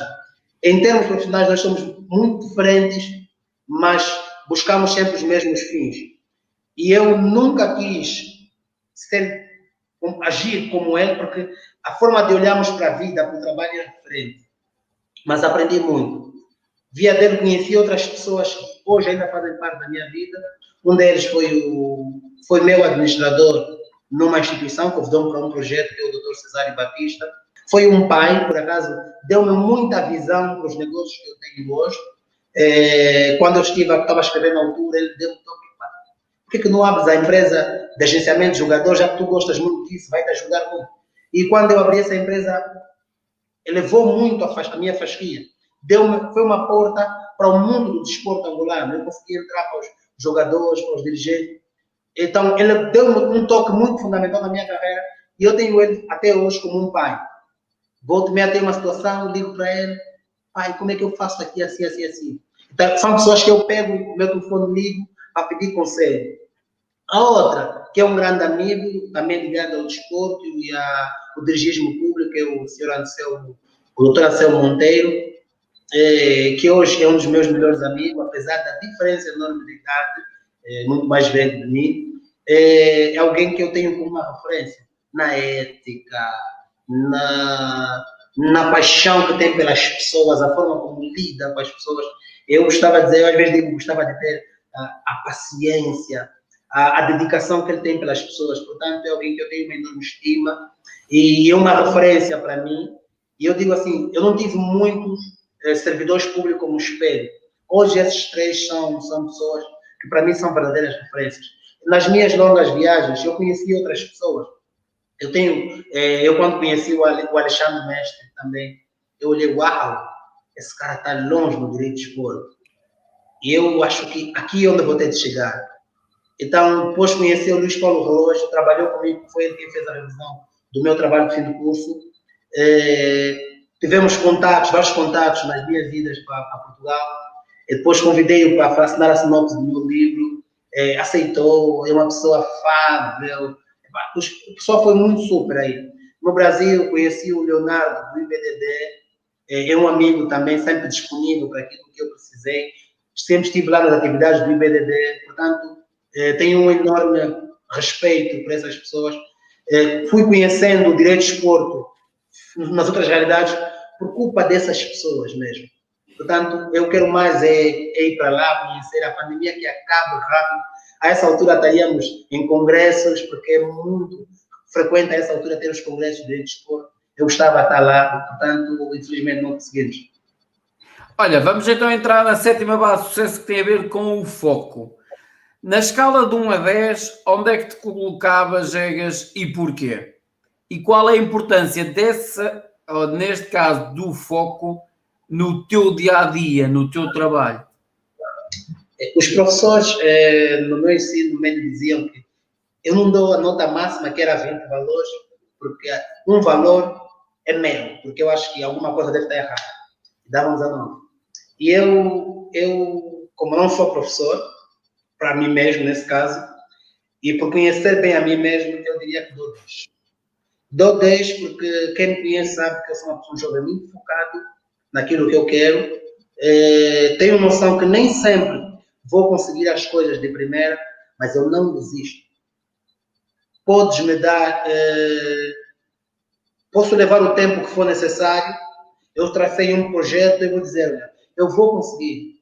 Não que seja no tempo de Deus, mas eu vou conseguir. Então, isto é foco. Nós temos que ter noção que vão acontecendo situações inesperadas que vão dificultar a nossa conquista imediata de certas situações. Mas nós não podemos perder o foco. Quem sabe aquilo que realmente quer, nunca perde o foco.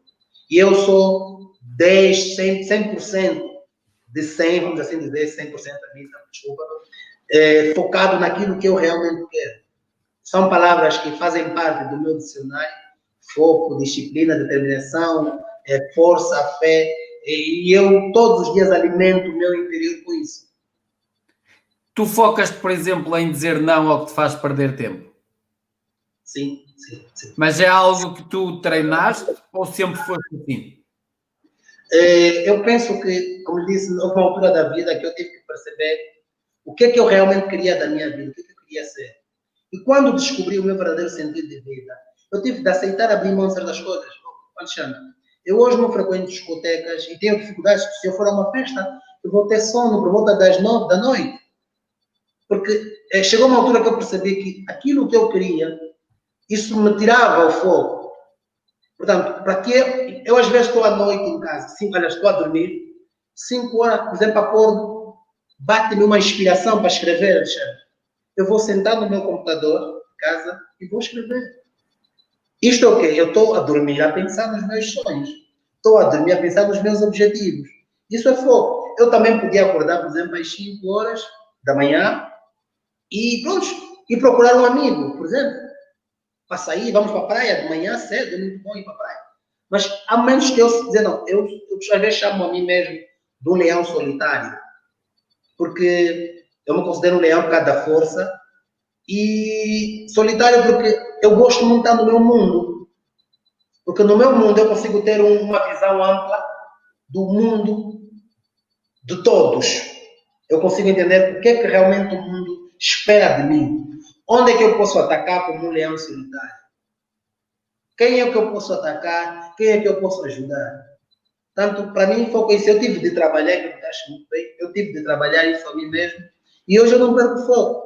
Se o Alexandre, por exemplo, contratar-me para um trabalho às 8 da noite, e o meu amigo, Micael, que mandou a mensagem, convidar-me para uma festa à mesma hora, ainda que seja sábado, eu vou para o caminho do Alexandre.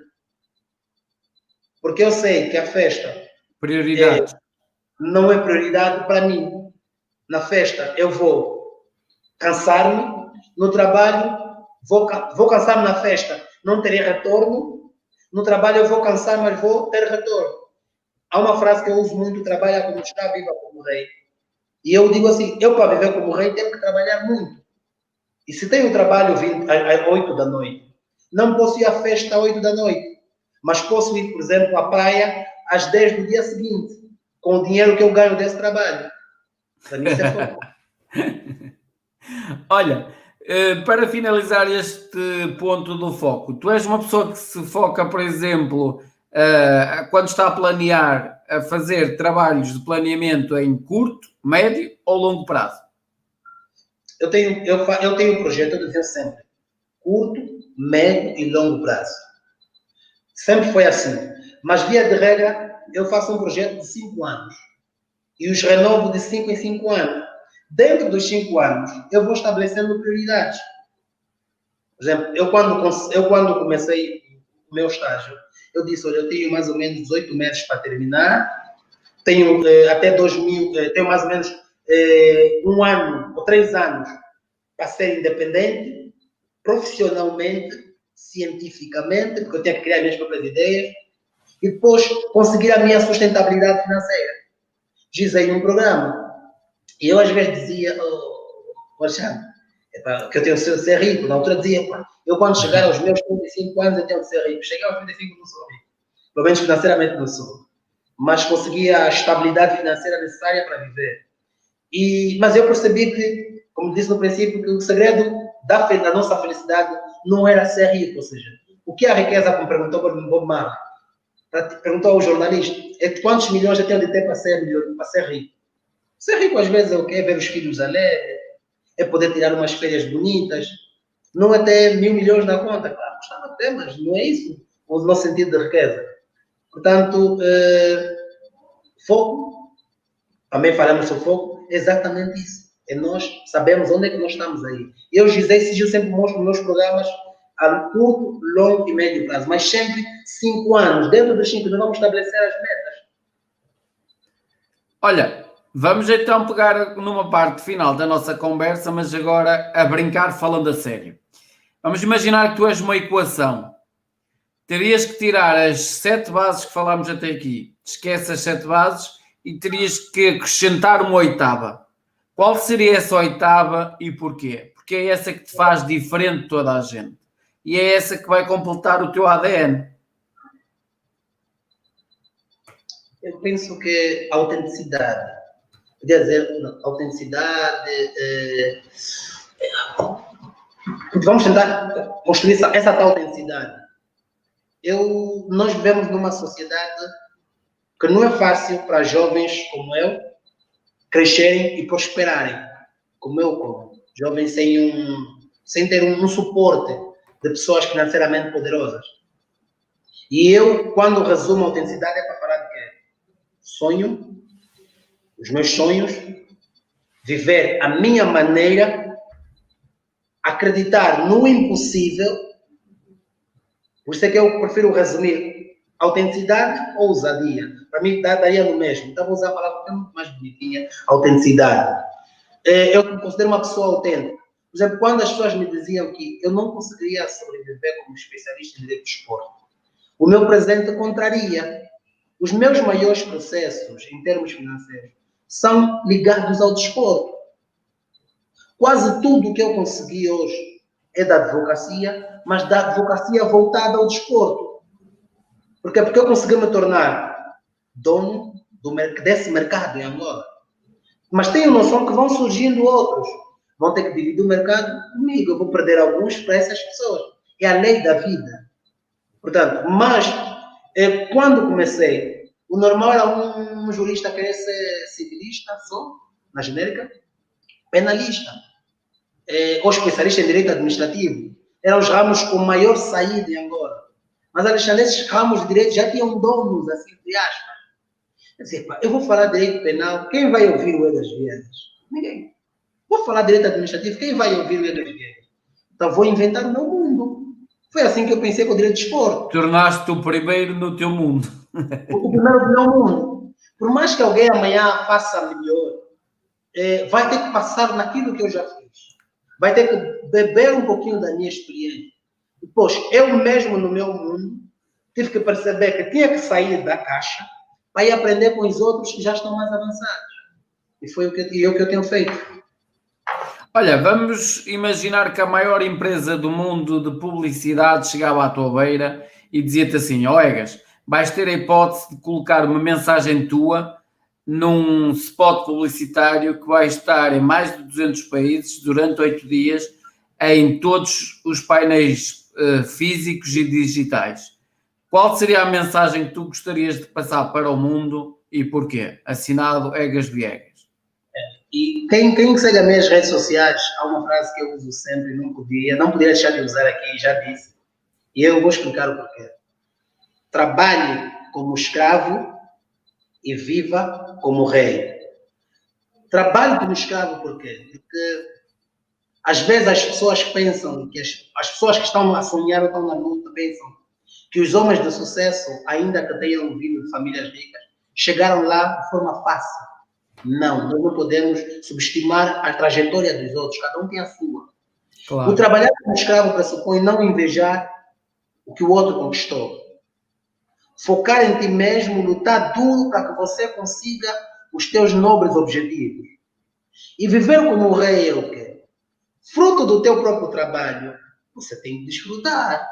E é uma coisa que eu gosto de desfrutar nesse sentido. Eu gosto muito de viajar. E quando chego, por exemplo, para fora, eu gosto de comprar as minhas roupas de marca. Eu gosto de estar comer à vontade, estar em bons hotéis. Mas isso eu digo como? Fruto do meu trabalho. Por isso é que eu digo, trabalha como escravo e viva como rei. Porque o rei, em princípio, vive do seu próprio trabalho. O reino é dele e eu vivo assim. Então eu gostava de pôr naquele placar, por uma semana, trabalhe como escravo e viva como rei. Para que os jovens não tenham aquela falsa ideia que conseguirá viver bem de forma fácil. Vai trabalhar primeiro. É, convém. Olha, vamos imaginar que 3 pessoas no mundo, estivessem elas vivas ou mortas, te davam 10 minutos do tempo delas para tu falares o que tu quisesses com elas. Quem seriam essas 3 pessoas que tu irias escolher e porquê? Vivas ou mortas?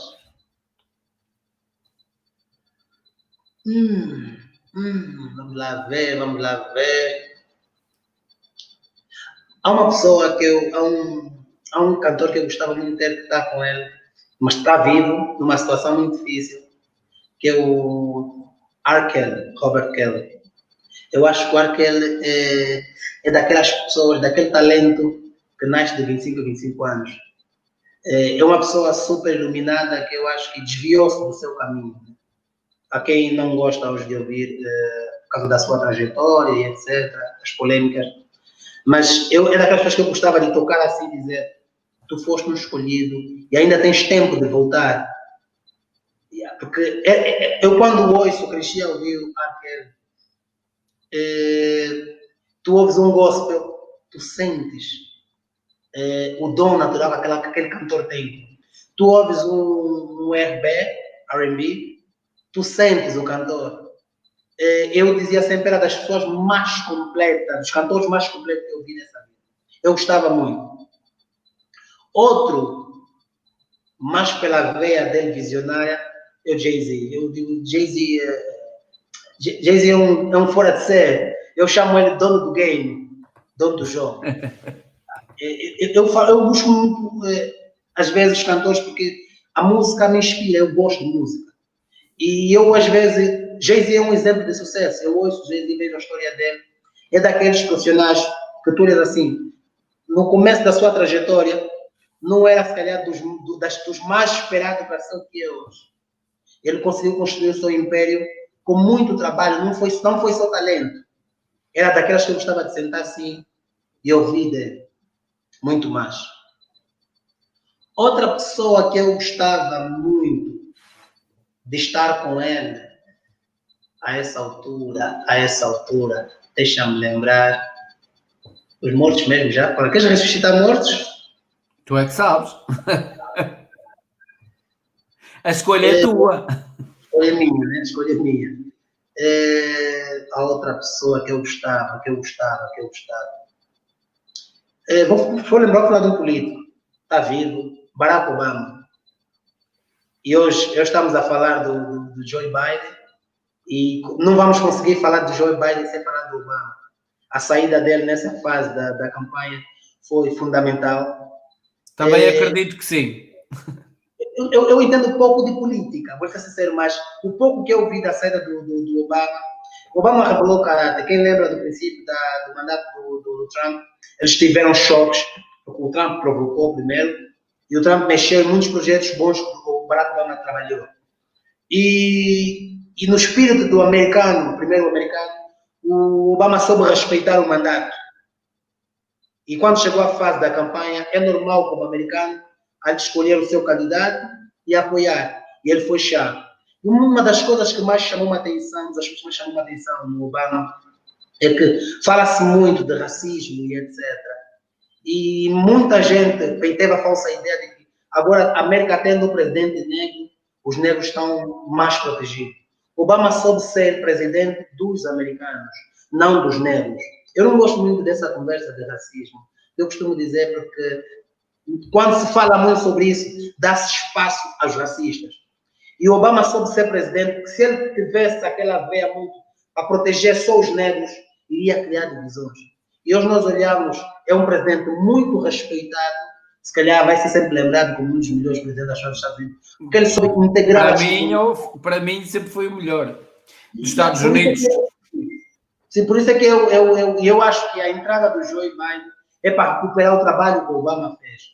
E, portanto, vamos esperar isso e eu acho que vai acontecer. E o Biden também tem uma trajetória interessante, no sentido de o caráter social. E hoje em dia os vídeos têm saído. Portanto, o Obama é daquelas pessoas que eu gostava de sentar. Eu vi uma história recente, muito interessante, quando os jogadores americanos de basquetebol tentaram desistir do jogo. Será que o LeBron James ligou para o Obama para pedir um conselho? O Obama disse, não, vão jogar. E era numa altura que estava-se a falar muito dos ataques aos negros. O Obama, como negro, podia dizer, não, ninguém joga. O homem, como mais velho, como uma pessoa que está aí para orientar todos, teve a sabedoria suficiente para orientar os demais. E recentemente acho que o LeBron James que revelou isso. E aquilo mostrou muito mais o valor do Barack Obama. Portanto, eu gostava, se me pudessem brindar, sentar com o Barack Obama, nem que fosse só 2 minutos, e eu diria, yes, we can. Olha, vamos imaginar que Deus, o universo, energia, o que lhe queiras chamar, te dava um superpoder. Qual seria o que tu irias escolher e porquê?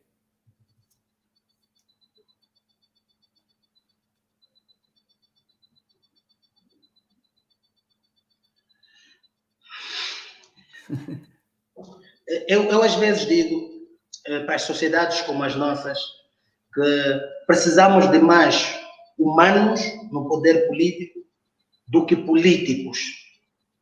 Não sei se me faço perceber, espero que as pessoas estejam. Claro que sim. Se Deus me desse poder, eu metia um pouquinho mais de sensibilidade. Humanizavas mais as pessoas. Humanizava mais os políticos. Obrigado, Thiago. Humanizava mais os políticos. Porque se nós humanizássemos os políticos, conseguimos humanizar os políticos, nós resolvemos muitos problemas. Eu podia dizer, por exemplo, Alexandre, erradicar a fome. A pessoa que tem de acabar com a fome não tem sensibilidade humana. Então, ele até podia me resolver a fome, mas não me resolvia outros problemas. Então, se eu conseguisse pôr mais sensibilidade nesta pessoa, ele me resolvia vários problemas. Então, o poder que eu gostava que Deus me desse para as pessoas era esse. Humanizar mais os políticos. Olha, vamos fazer então a última coisa, que eu vou pegar no livro 7 Bases de Sucesso, vou folhear durante 3 vezes, tu vais-me mandar parar em cada uma delas. Vai-me saltar à vista uma palavra. Essa palavra eu vou-te lançar para esse lado. Se te fizer lembrar uma história ou o que é que essa palavra significa para ti, é o que vais partilhar connosco. És tu que mandas parar. Para. Vida.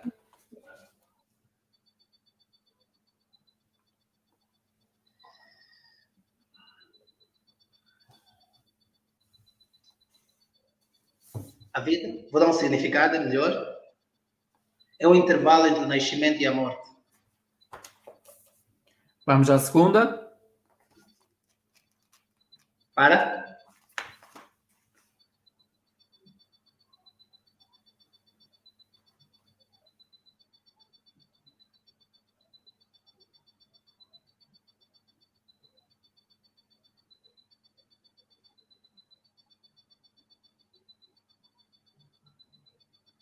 Campo de batalha. Campo de batalha. Vou contar uma história, acho que foi em 2014, numa conversa com um amigo do meu pai. Ele, na altura, aconselhou-me a ir fazer foro fora de Luanda, porque em Luanda já tinha muitos tubarões, como ele dizia. Ele dizia, se tu entras aqui, a partir de Luanda, não vais conseguir vencer. Então é muito mais fácil tentar em províncias mais pequenas, vais solidificando, fazendo o teu nome e etc. Você vai chegar. Como disse, eu me identifico com um leão. E eu digo sempre às pessoas que o leão é o rei da selva. Mas o leão cresce. Eu era um leão pequeno. Um leãozinho. E eu percebi que eu tinha de crescer na selva mais perigosa, que é o campo de batalha. Isso é um campo de batalha. Eu tinha de dominar cada perigo, cada zona perigosa deste campo de batalha. Hoje, eu sinto-me confortável nessa selva, que é o campo de batalha, porque aceitei começar aqui. Portanto, eu costumo dizer que Luanda, para nós, para qualquer profissional, é o terreno mais difícil para começar. Porque quase todos os setores têm literalmente donos.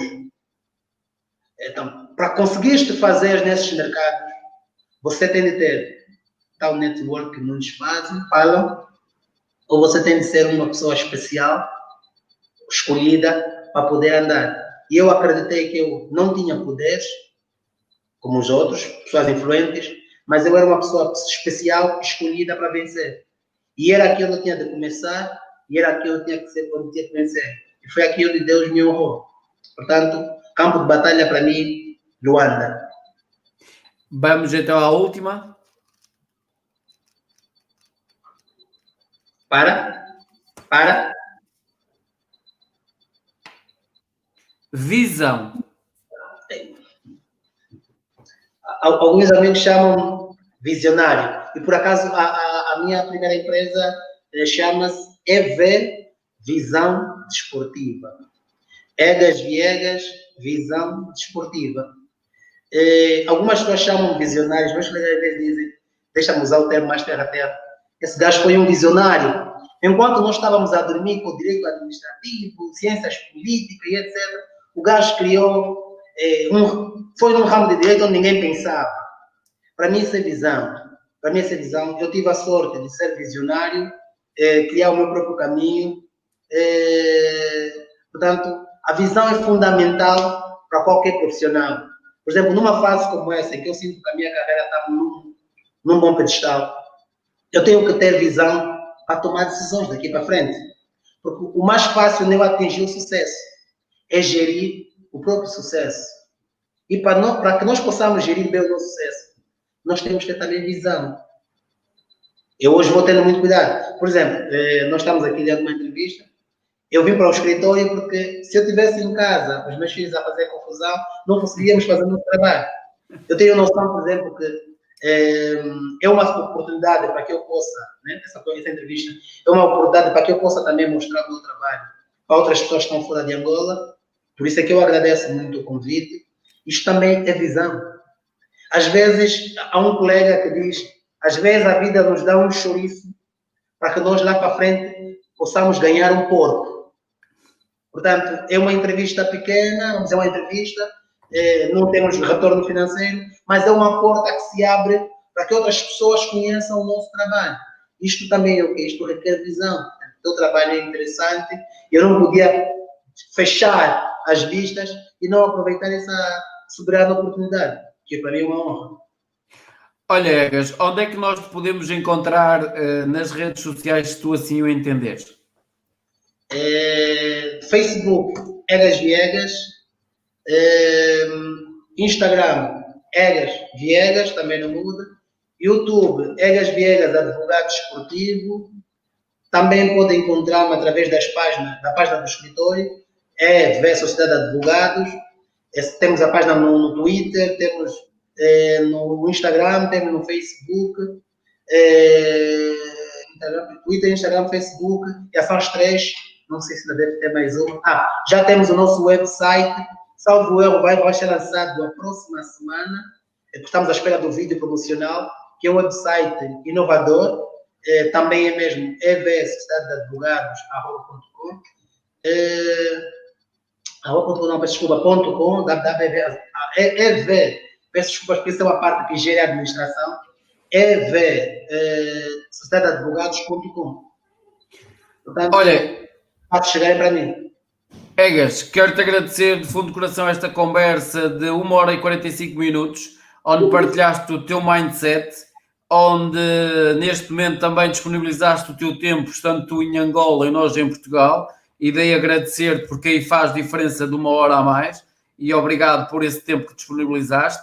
Quero-te continuar a desejar muita sorte, muito sucesso e muito trabalho na tua área, e vou-te deixar despedir das pessoas que nos estiveram a assistir até agora e que depois vão poder assistir à posterior também a esta live no YouTube. Primeiro, agradecer a Alexandre pela oportunidade. Como disse, é uma porta que se abre para que nós possamos mostrar nosso trabalho fora de Angola. Tenho feito aqui em Angola, as pessoas conhecem, mas enquanto estudioso de direito de desporto, eu tenho a necessidade também de conhecer outros mercados, trabalhar em outros mercados. Por isso eu devo agradecer, porque sei muito bem que o teu canal e as tuas redes têm muitas pessoas que interessam-se pelo nosso país e o nosso trabalho, porque a África é uma terra promissora. Portanto, eu agradeço muito a tua oportunidade. Aos meus amigos, eu pude ler algumas mensagens. Eu agradeço a amabilidade, o tempo. E eles às vezes dizem, você fala muito. E aí, o Alexandre, quando disse que fizemos 1 hora e 40 minutos. 47. Eu penso que estamos aqui há 30 minutos. Parece. Parece que eu não acreditava. Portanto, a todos agradeço. É sinal que foi um tempo bem passado. Eu peço desculpas a todos que nos excedemos e vamos continuar a trabalhar, vamos continuar a servir Angola, ajudar Portugal, o país irmão. Portanto, estamos convosco. Eu vou cobrar ao Alexandre a minha francesinha em dezembro ou em janeiro, mesmo por frio. Eu vou cobrar a minha francesinha quando chegar. Claro que sim. Olha, um grande abraço e tudo bom. Sucesso para ti. Um grande abraço.